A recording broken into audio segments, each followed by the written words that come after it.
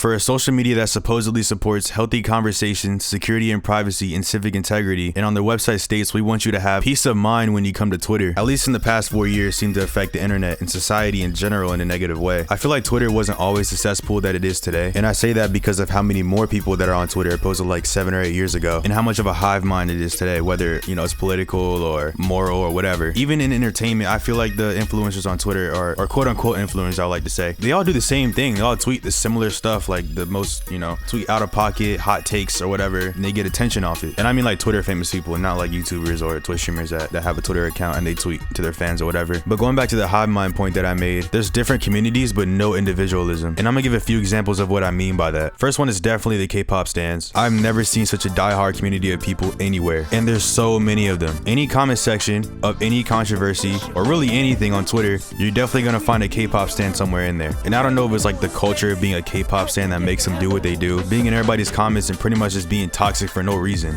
Literally no reason. And the worst part about it, honestly, to me, is I can't tell if they're trolling or not. You want to believe they're trolling, but it really doesn't look like it. But the same thing could be said about young boy stans. Like, you know, like a lot of them are trolls. That's more driven off a meme more than like K-pop stans are. Even though K-pop stans themselves are, I look at them as like a meme. Like young boy stans is cultivated from a meme itself. Not saying young boy's a meme, but the whole YB better thing, that's a meme. It's still a hive mind, but I wouldn't consider it like a serious hive mind. The next one is cliche and we're all tired of it, but I have to give it to cancel culture. Cancel culture always consists of two sides, usually a party that agrees and a party that disagrees. You can definitely be in the middle, but people generally pick one of the two. The problem with that is that a lot of people typically don't do research on the drama at hand before picking a side on it, because the whole thing could have started because of a bias within itself. They call me Carson cancellation, very dumb, completely blown out of proportion. I think people were just bored. They wanted to hop on the hate train without looking into it or doing any sort of research or nothing. People just wanted something to bandwagon on without having any clue of what they were talking about. Twitter's demographic is very different than like YouTube's, and the spectrum is crazy divided. And that's not to say there weren't no valid cancellations that happened in the past. Obviously, if somebody did something crazy, they deserve to be called out for it. But that's like 1% of all cancellations. But every time outside of that 1%, it's the same people hopping on a bandwagon for something they know nothing about, and it almost never works. And the thing is that nobody cares until that one person that has absolutely nothing to do with it initiates it. And I know that's with pretty much anything, but it just really rubs me the wrong way when people want to play virtuous on Twitter and basically just be a voluntary unpaid hall monitor. That's not to say if you see something crazy from like a public figure, then you should be concerned about it. But it's just not cool if you like go out your way to look for a reason to cancel somebody, especially when it's not even serious in the slightest. The politics. To reach voters online, especially young voters, politicians and staffers try to use blunt and authentic language that's responsive to the news.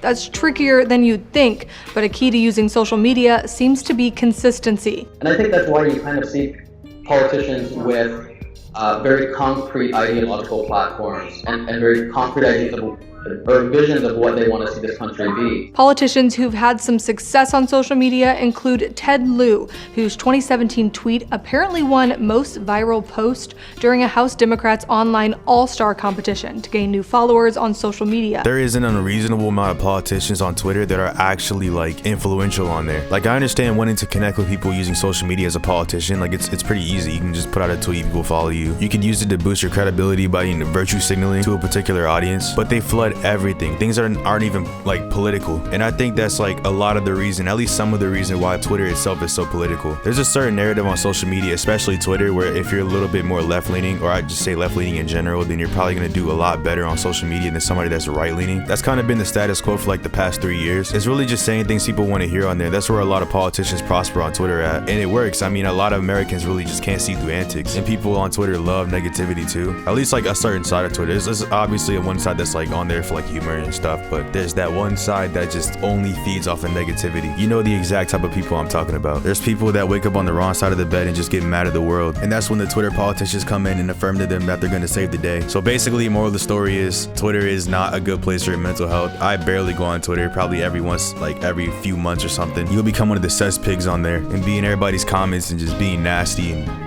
being stupid. I also apologize for this video being so short. I'm kind of just testing the waters when it comes to like video making style or whatever. I'm still trying to figure out like how to approach a video, if I should be more specific on a topic and nuanced, or if I should just do whatever or how I feel in that moment. Because people be like, oh, you gotta get that 10-minute mark, you know what I'm saying? Your videos will be pushed more in the algorithm or whatever. And I'm like, I don't know. I feel like I don't want to make a video 10 minutes for the sake of making it 10 minutes, or making it like 8 minutes for the sake of making it 8 minutes, just so I can get algorithm. I'm not even sure that's even how it works. I think if people are just interested in what they see, if it pops up in their homepage or suggested, they're gonna click on it. And yeah.